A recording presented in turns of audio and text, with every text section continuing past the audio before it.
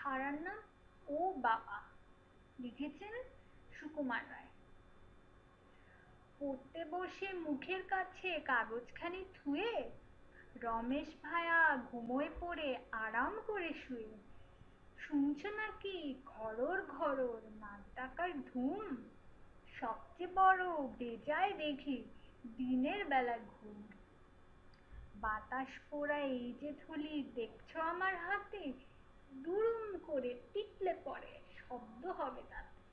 রমেশ ভায়া আঁতকে উঠে পড়বে কুপোকার, লাগাও তবে ধুম ধারাক্কা, ক্যাব্বাত ক্যাব্বাত।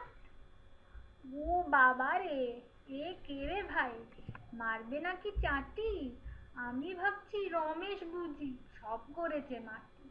আবার দেখো চোখ পাকিয়ে আসছে আমায় তেড়ে। আর কেন ভাই দৌড়ে পালাই প্রাণের আশাতে।